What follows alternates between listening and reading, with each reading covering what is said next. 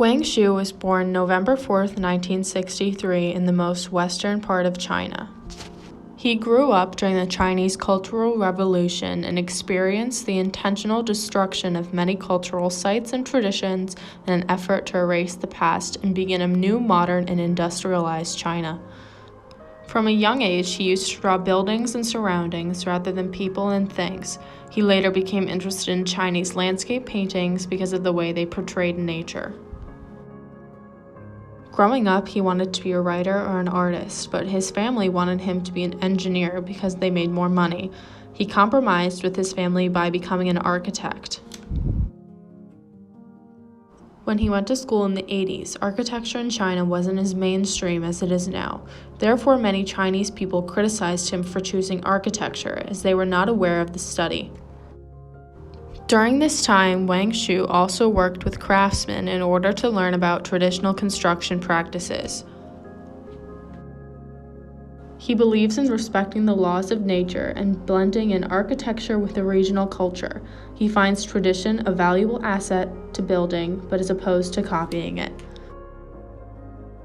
Keeping this in mind, he is concerned with creating space and conveying a sense of history through his buildings. His work is predominantly inspired by ancient and religious traditions, along with the influence of modernism. This is shown through the materials and the techniques used in his buildings. Wang Shu's functionalism, in contrast with Western functionalism, is not only about use value, but also about the economy and preserving traditional culture. Putting this all together, Wang Shu and his wife, Lu Wenyu, founded the Amateur Architecture Studio in 1997. Wang Shu took a lot of inspiration from Chinese landscape paintings as well as traditional building methods common in rural areas of China. This translated to his design process in a unique way. He designed buildings with the utilization of materials such as recycled bricks, tiles, natural stones, bamboo, textured concrete, and he designed in a way that seemed out of the norm or just random. A lot of people didn't really understand his thought process because he designed with the intent of making the building feel like it belonged within its environment and that it had been there for a while. So he didn't want his architecture to be dated. He wanted it to feel like it could be timeless. And that it was there for the people who live there and that it would stay for the people who live there. Wencun Village is a social experiment in the urbanization of the village. Wang Shu wants to find out whether the new houses can preserve the old houses and whether they can maintain the naturalness of the traditional village. He hopes that the new houses will not be detached from the original village, but will be integrated into it as if the new houses were originally built. The design of Wencun draws on the style and details of vernacular architecture. The facade is made of discarded bricks and tiles from the demolished village, which is a recycling of waste that protects the environment and adds a sense of history to the building. By using indigenous techniques and materials in the construction of the village, the local people have regained their confidence in their own cultural traditions. Wencun Village includes 14 new residential buildings, a new bridge, and several small public pavilions. The reconstruction of some houses and the renovation of recently built concrete brick houses. Xiangshan Campus, located in Hangzhou, is built in the traditional Chinese courtyard style. The campus is built around a landscape, which shows Wang Shu's understanding of Chinese gardens. Concealment is the theme of the design, and you may feel lost in the campus. Wang Shu believes that not only that only when you get lost you can be fully immersed in the architecture. Many students are not satisfied with his design of the windows because the irregular placement of the windows does not allow enough light in the room. Wang Shu explains that irregular windows are the medium between humans and nature, so people will not forget the existence of windows. The darkness is Wang Shu's mastery of light, creating a meditative interior for students.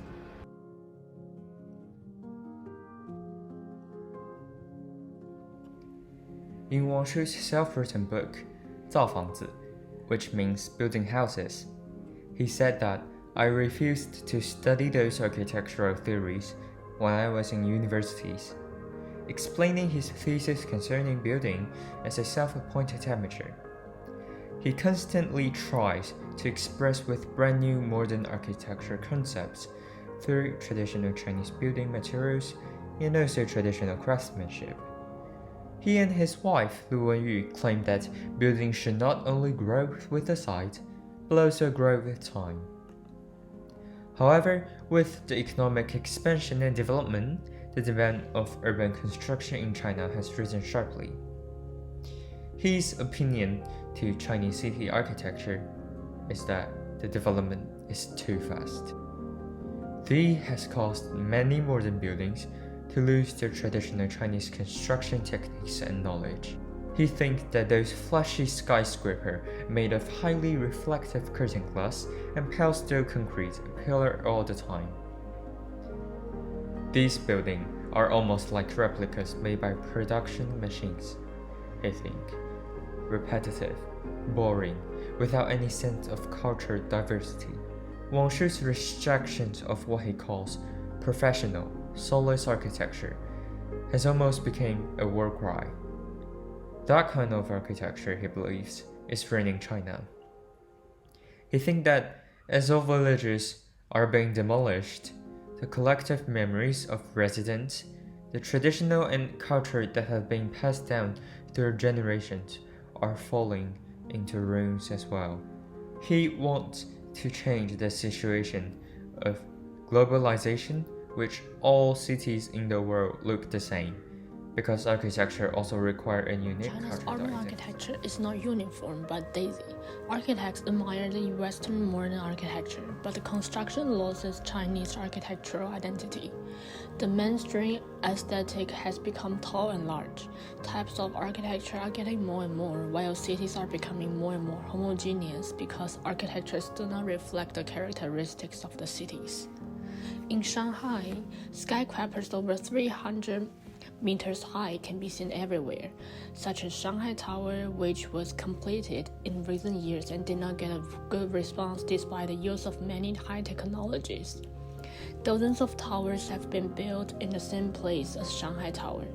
Although calls for Chinese architecture should incorporate Chinese regional elements, many buildings are looking in the wrong direction. What makes Wang Shu so important to the Chinese architecture field is that he is thinking independently about how Chinese architecture will exist in the mindset of this globalization. At the same time, he hopes to make a greater effort to reclaim Chinese traditional building and regional heritage to fuse local contact with modern architecture. Wang Shu rebelled against the modern movement in China because he believed that the way it was progressing was soulless and so fast that the people who used the spaces were forgotten, and the traditional Chinese building techniques were lost, whereas he worked to tailor his designs to the regional cultures, the users, and the natural world in its surroundings. Wang Shu believed that modern Chinese architecture was too focused on flashy and superficial designs, and the cycle of destroying and rebuilding was eating away its cities and erasing Chinese culture to replace it with uniform, lifeless buildings. He was quoted as saying that Chinese architecture is in a very chaotic and confused state due to a serious lack of subjective values that were once rooted in Chinese culture and history. Wang Shu worked to return to these values and create a new style of architecture in China.